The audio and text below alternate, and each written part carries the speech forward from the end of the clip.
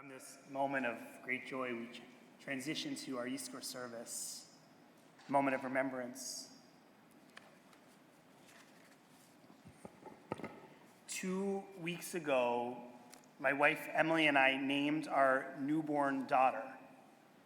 We stood on this bima with Rabbi Berg, a 10-day-old little one in our arms, and we announced the name by which she would be known in the world.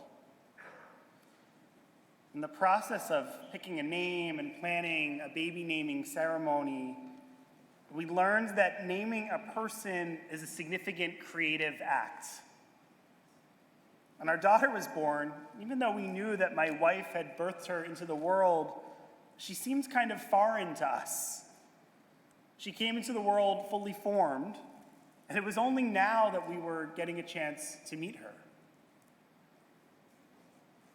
And naming her at 10 days old, in a sense, her name is really just a vessel, one that she will fill with experiences and values, hopefully with countless acts of kindness for others and acts of responsibility for the world.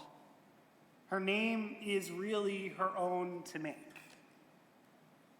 But on the other hand, naming is not only creating something entirely new, it's also an act of memory. Our daughter's name is Sadie Alma. And Sadie represents my wife's dear Uncle Stuart. And Alma is the Hebrew name of my Aunt Jill. Both of them were much loved by Emily and I, and they both died when Emily and I were just in high school. So we look at our daughter, now 3 weeks old, and we see our most loved relatives through her. We even have their pictures sitting on a dresser in her bedroom. We look at Sadie, and we imagine her sitting with Uncle Stuart at one of his famously insightful Passover Seders. I look at Sadie, and it just breaks my heart to know that she will never get to meet my Aunt Jill. I'll tell her stories about how my Aunt Jill swang on a flying trapeze, how as a college student, and this is true, she put on scrubs and snuck into the nursery of the hospital where my twin brother and I had just been born so that she could see us before anyone else. I wished nothing more than for Sadie to be just like my aunts. Emily and I would just be so lucky.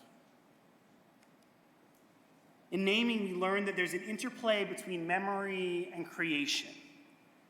In naming our daughter, we remembered those we most loved in our past, and in a significant way, we use memory to create a hopeful future in which we will carry on these most important values. Memory is a creative act. Scientists through the 20th century have shown us that when we remember, we reconstruct experiences and sensations and feelings to help us make a coherent meaning of the past.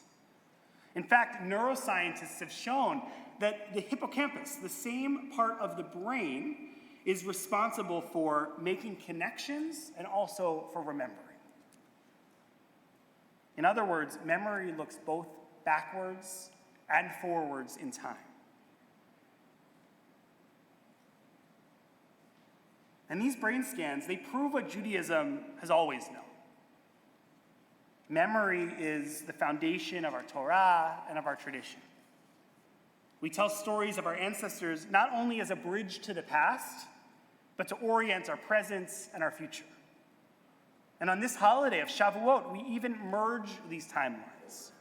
For on Shavuot, we imagine that every Jewish soul, those living, those dead, those that have not yet entered the world, all of us imagine being present at the foot of Mount Sinai, ready to receive revelation. We collapse the generations of memory onto one flat plane, and we stand as one. And to remember someone in our tradition is always the way in which we bring their name and their values forward into the world. When the patriarch Abraham was called to leave his native land and to go into an unknown wilderness, God promised him that God would make his name great. And the medieval commentator Rashi suggests that this alludes to the idea that Abraham would be remembered through his inclusion in our Jewish prayers. Every time we say the Amidah, we mention Abraham. And in this way, his name would be magnified, his values would live on. So as we say Yizkor today, we participate not only in memory for the sake of the past, but also as a creative act for the future. Professor Elie Wiesel once wrote, "Without memory, there is no culture. Without memory, there would be no civilization, no society, no future." And I would add that without memory, there would be no kiddushim. There would be no holiness. Think about it. We take a simple act of lighting candles, but when we place it in the context of the memory of all of the generations who have marked Shabbat in this way, and we remember even the first creation, we turn light into a most holy act. And when I ride my bicycle on a path at the beach, on the same route that I once rode with my aunts, the route becomes holy as well because memory has made it so.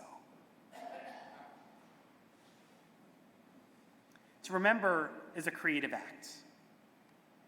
When we remember those who have passed away, when we share stories about their lives, when we remember how they made us feel, when we live for the values and stand for the values which they stood for, we extend the impact of their lives onto us and onto the world. We have in a way extended their influence. We extend the way they touched us. When we remember them, we make their names great.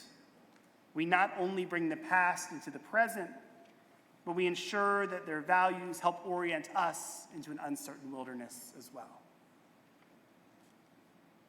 For many of us, we would give anything to spend one more day with a beloved sibling or parent. As our memories grow fainter of those who we loved, we cling onto them stronger.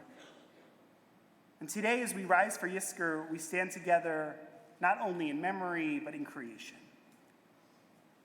Our loved ones existed, they lived meaningful lives. And by our acts and our deeds, by reading the Torah that was inscribed on their souls, the teaching and values that were within their souls, by picturing them in front of us, we bring their special teachings into the world. We remember and we create.